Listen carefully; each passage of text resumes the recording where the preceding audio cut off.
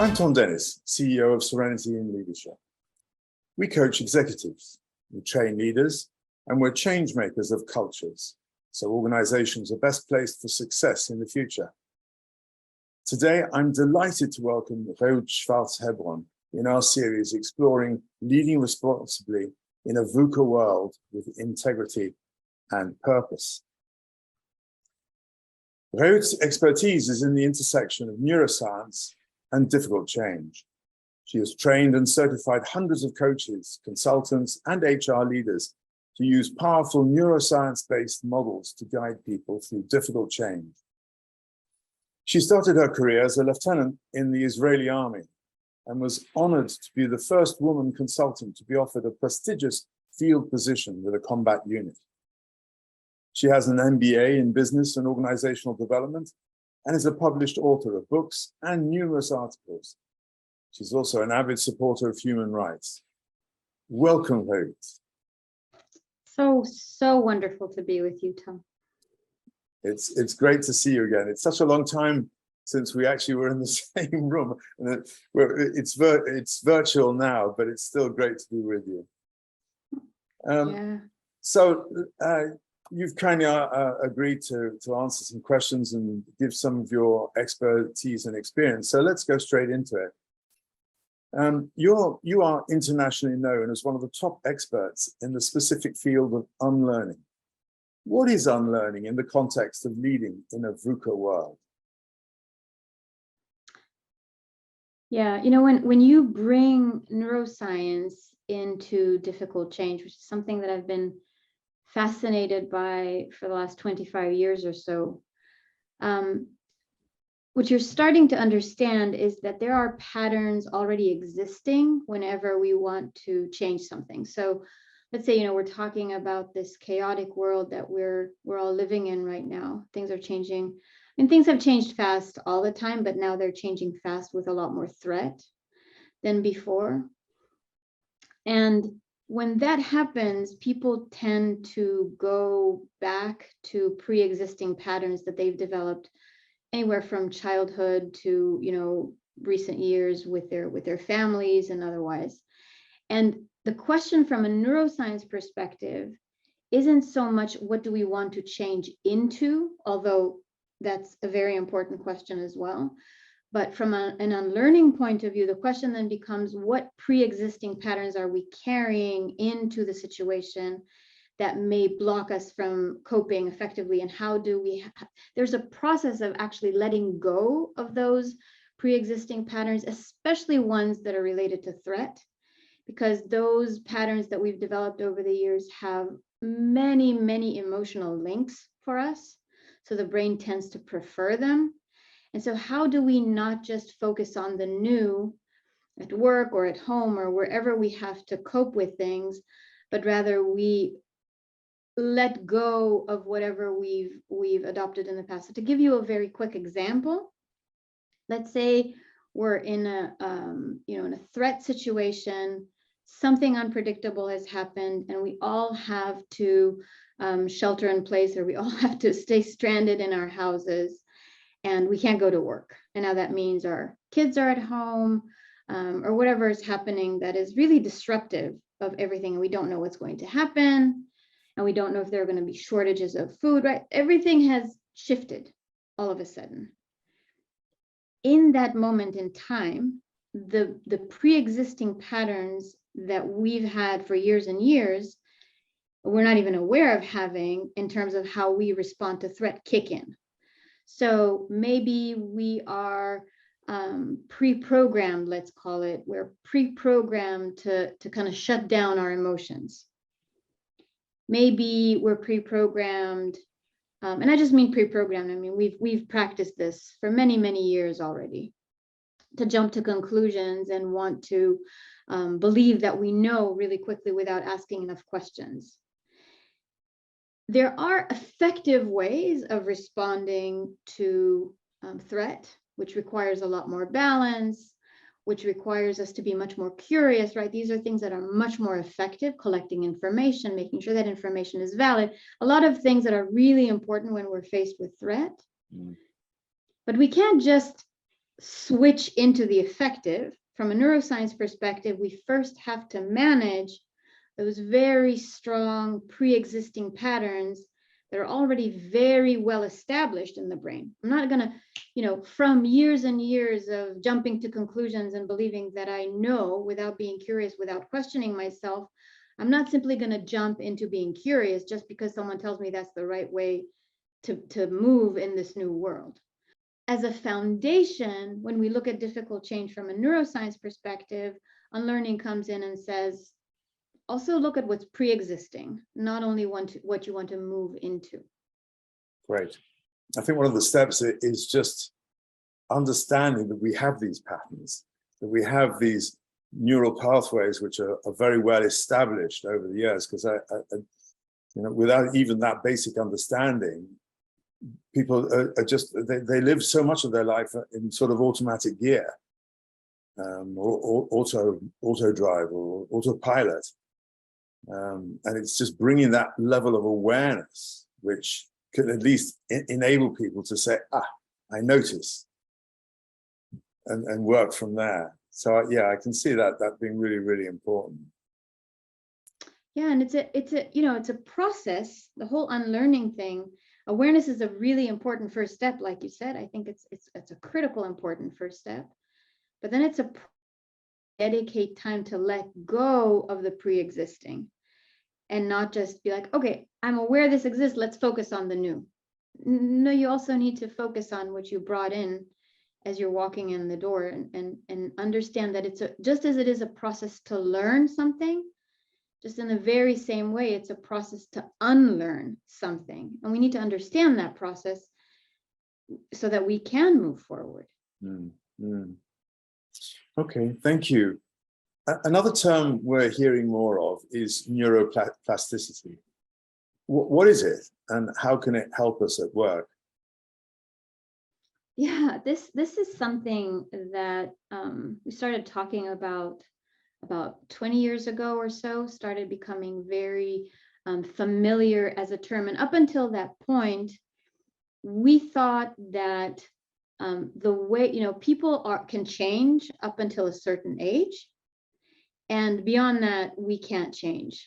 And we believe that there are certain critical periods in our lives where we can change. And after that, whatever we've learned up until that point, my dad regularly says, I'm 70 years old, I'm not going to change anymore. Well, turns out that's not true. Turns out that we still can change even at 70, and as 70 just as well as at 20.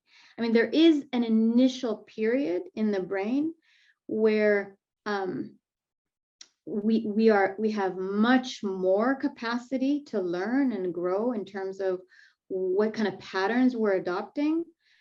But just because that initial map has been set doesn't mean that after 20 we can't continue to change those patterns. So first off, neuroplasticity means that the neurosynaptic pathways that define who we are can change for the rest of our lives. They're not set. And it's super interesting because there are terms like personality that we have gotten quite attached to. I have a certain personality. I am, certain, and we attach our identity to that sense of personality. And you know what? Turns out that does not have to be the case. I mean, if you choose to stick with your personality, then yeah, it's going to be set. But in terms of neuroscience, it isn't. In a way, there is no such thing as a set personality. You can one day be for years and years, not one day, you can for years and years be non-attentive, focused on what you're thinking and not listen to others, or be brutally honest and be insensitive, right? Whatever, those are your patterns. I'm just thinking about people who are more kind of left brain. Like if you think more about engineers or doctors who can be quite blunt or quite insensitive sometimes because of that left brain activity. And there's a belief that this is their personality, this is their set brain, this is how they were born, and hence this is who they are. Well, turns out that's not true. There's quite many things that we can change. There are actually, in fact, very few things that we can change. And we start thinking about, instead of personality traits, we start thinking about skills. So who you are as a set of skills and capabilities. And when you think about it in kind of a VUCA world, if you start thinking about resilience, not as a personality trait, but as a skill.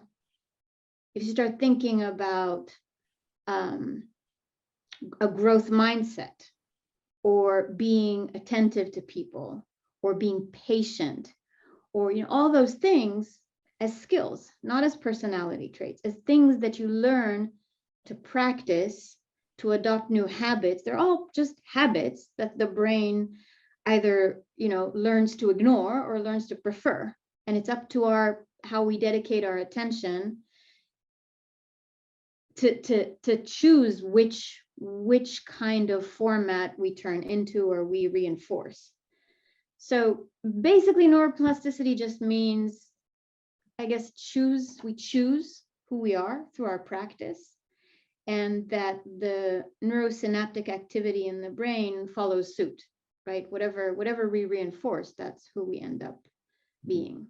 So the whole willingness to change becomes a choice. And the ability to change is a choice. That could be quite uncomfortable for some people, I guess. There's so many people say, "Oh well, you can't teach an old dog new tricks," and it turns out that that's just not the case. Because I think a lot of people, particularly people in more senior positions of a certain age, use it as a kind of excuse that they have a particular trait, which some people find rather unpleasant or difficult to live with. But what you're saying is that it is a choice, not an excuse. Yeah, and we can't depend. I think the whole idea of the growth mindset approach, which is proven from a neuroscience perspective to be true, is that it is a choice. You can choose to see the world as, I can't change things are set the way they are, or you can believe that it's effort oriented, and then if you make the right effort, you will change. It will take time, but yeah, it's so much easier to assign responsibility to I can't, right? This is beyond my power. And neuroscience is saying, yeah, you can take that responsibility right back, because yes, you can. You may not want to, and we can respect that, but matter of factly, you can if you choose to. Have you explored at all in this context addiction?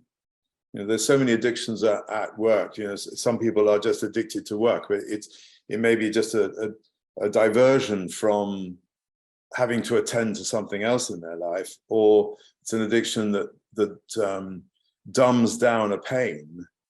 But have you sort of explored that at all, and how to go about dealing with it or helping people in that context? Yeah. So we kind of need to separate between two types of addictions as we're talking about addiction here. So, if we're talking about chemical addiction in the brain, like if you're numbing down with alcohol or drugs, any kind of, something that actually changes the chemical activity in the brain in a way that creates actual chemical numbing, that's different, and that's harder than to fix. So there's still processes that help through that, and they don't focus as much on the chemicals as much as they focus on kind of the triggers to go get the chemical. Right. Those are the ones that work best.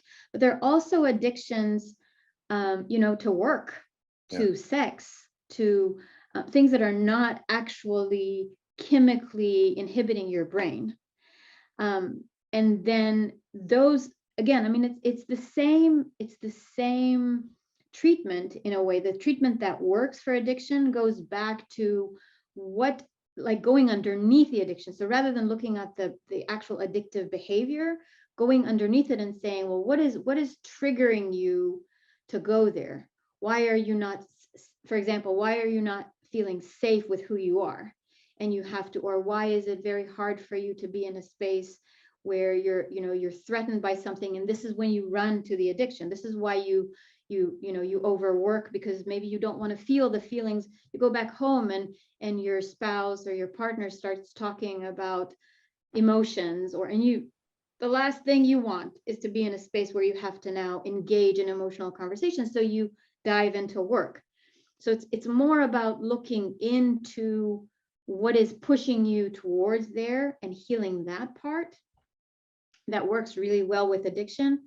With a little asterisk that when it's a rather big asterisk, but when you're talking about chemicals in the brain that have been introduced, that creates a very different havoc than just, being numbing by staying longer at work or whatever else. Yeah, that's really, really interesting. I think that we're coming across so many people who are suffering at work today because of all the new things that have happened, because people don't have enough money to pay the bills, because they're terrified of getting the virus, the pandemic, the COVID again, the climate change, that we're experiencing. All these things just create so much fear and trauma that people are turning to different ways to deal with that. And that sort of takes me on to the next question, really. You've talked about how kindness is an important part of good business. Can you tell us more about how you think kindness has an impact in business today? Yeah, and I do think that's extremely relevant in the sense that, when you think about drug abuse, or when you think about being addicted to things and running away, one of the first things you find is that people are not kind to themselves. And being kind to others is it's interesting, this term, right? Kindness. What does it even exactly mean?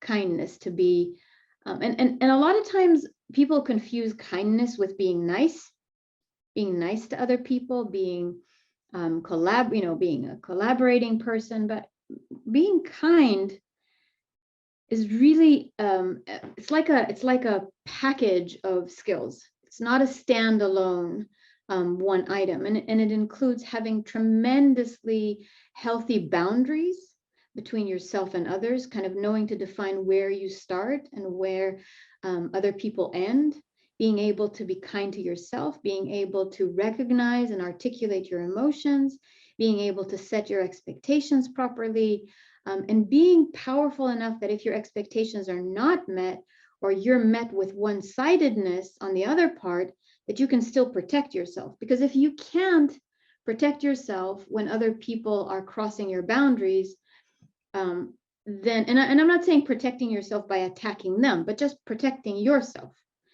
If you do that, you're eventually going to not like this kindness approach, and you're going to flip. You're going to flip into being unkind, being disrespectful. So this whole process of being respectful to yourself and respectful to others, especially when there's so much pressure coming from the outside, is hugely helpful, especially in a time when stress is high, because kindness is actually regulating. It's a regulating ability. If I can be kind to myself and kind to others, I'm not as triggered.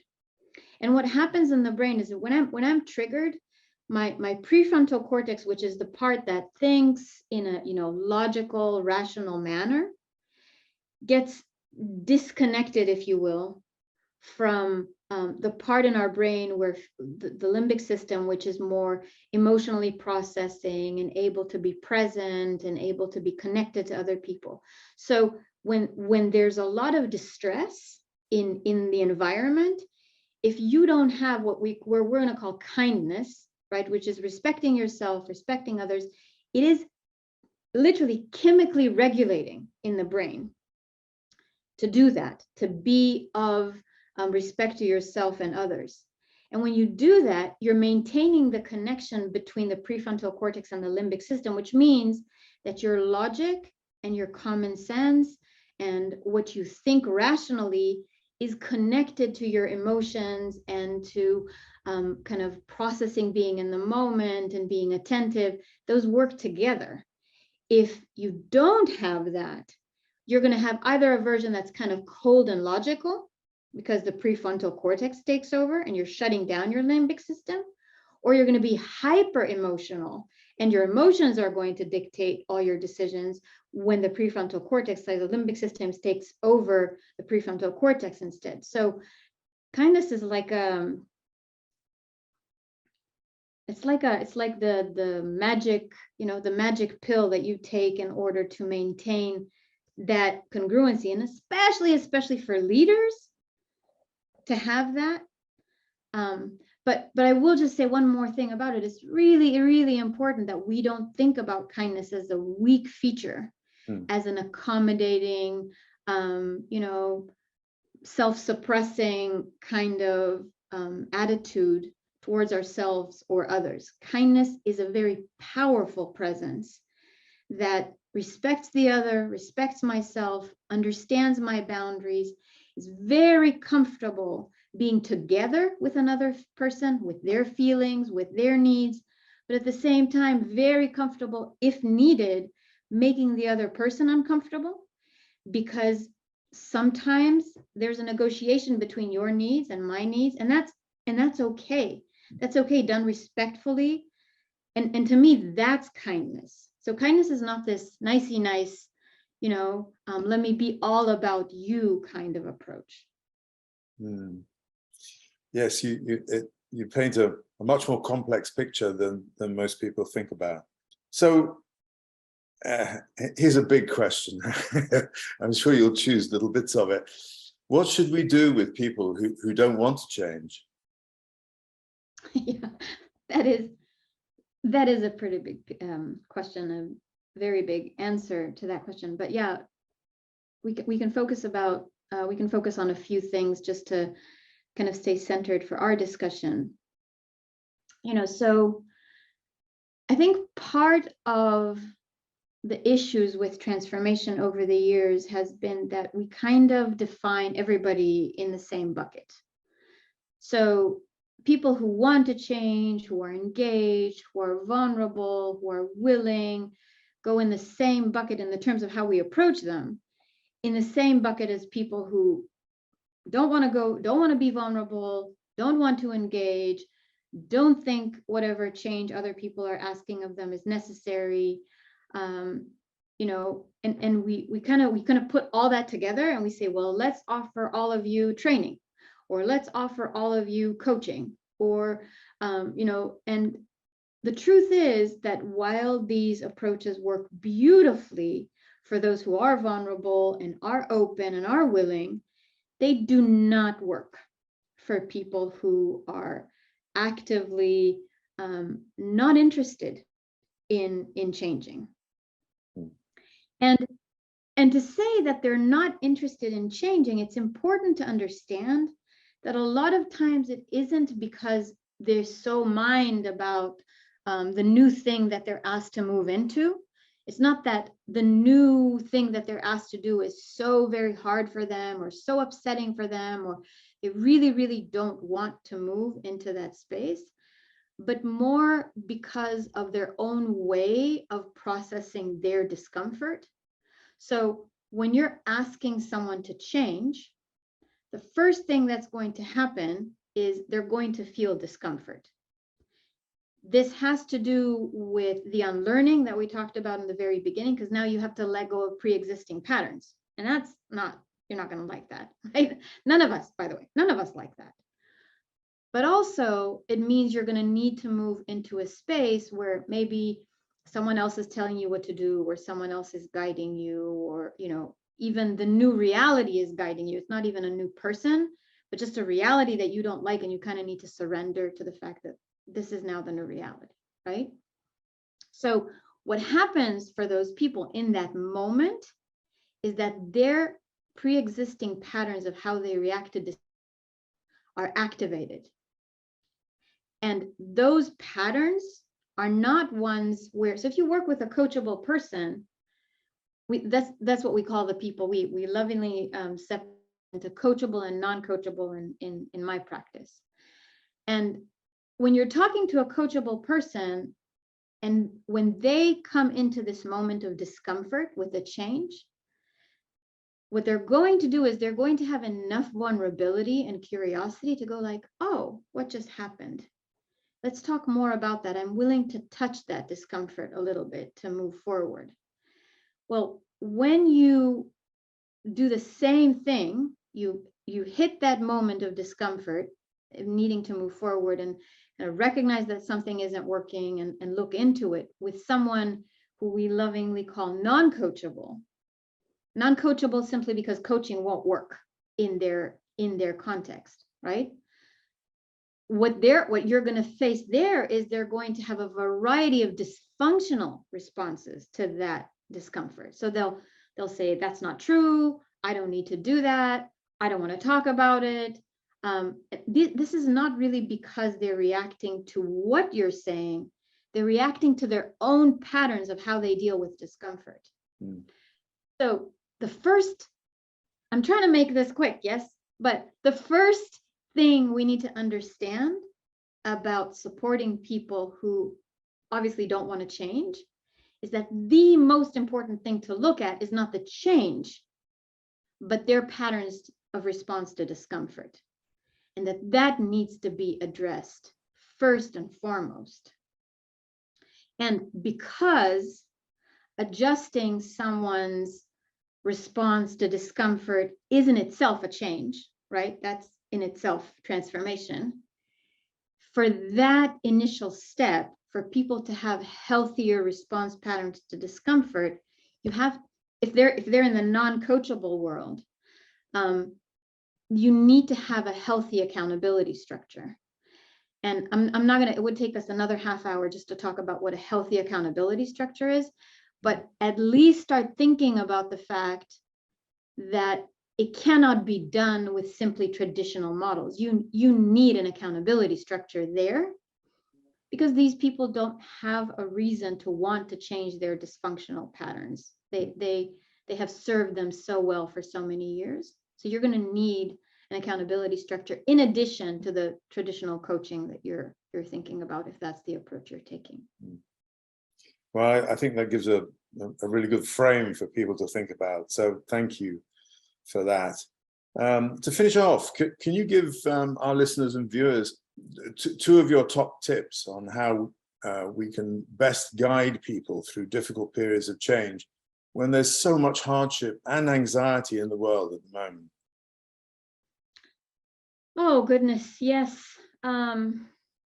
Yeah, I'd say my first tip would be that these patterns, these effective ways of coping with the world, they need to be very, very deep. They need to be subconscious, and they need to be accessible to the limbic system, not just to the prefrontal cortex. So if you're going about engaging in becoming more resilient or becoming more balanced in the face of, a VUCA world or a changing world or a threatening world or whatever, it's really important that you integrate those skills at an emotional level, not at an intellectual level. And that means practice.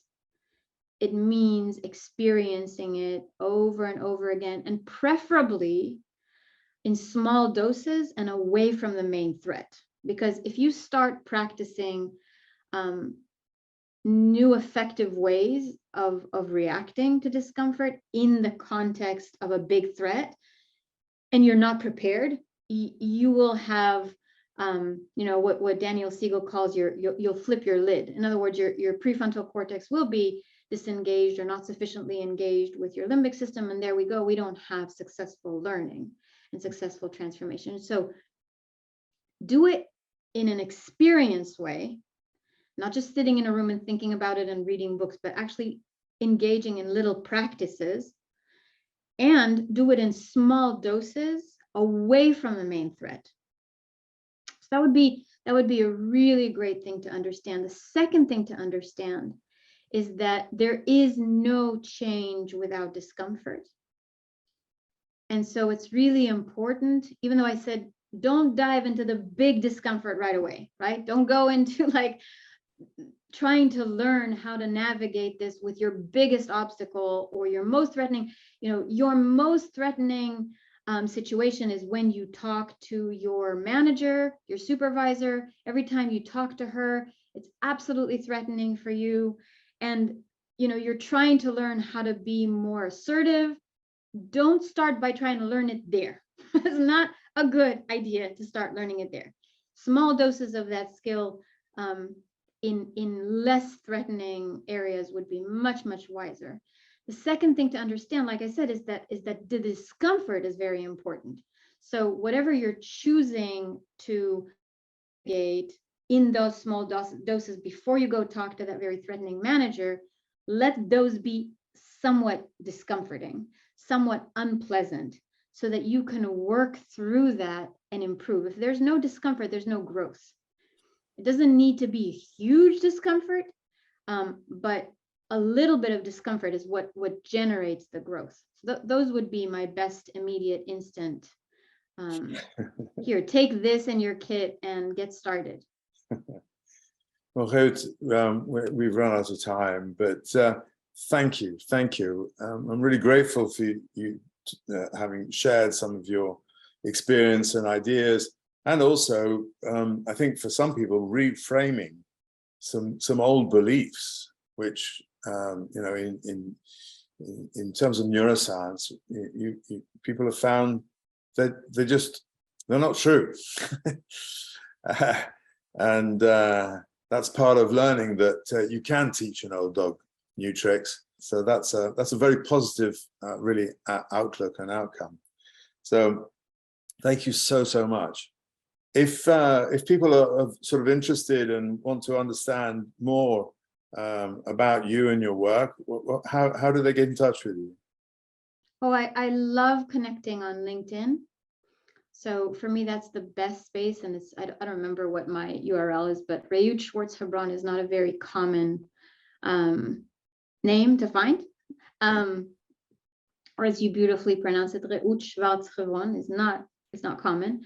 So I would love to connect on LinkedIn. And we have a group on LinkedIn that discusses neuroscience and difficult change for change leaders. So if anyone's interested in that, I don't know how many of the people listening to this are interested in learning more about facilitating change, but that's what we talk about there. And just in general, I love connecting with like-minded people, and I'm really, really grateful for this space. Thank you so much, Thom, for having me. Well, we are in a very disturbed and anxious making time. So I think that hearing from experts like you can really help some people, and that's what we want to do. So thank you again. I look forward to when we meet again. Thank you.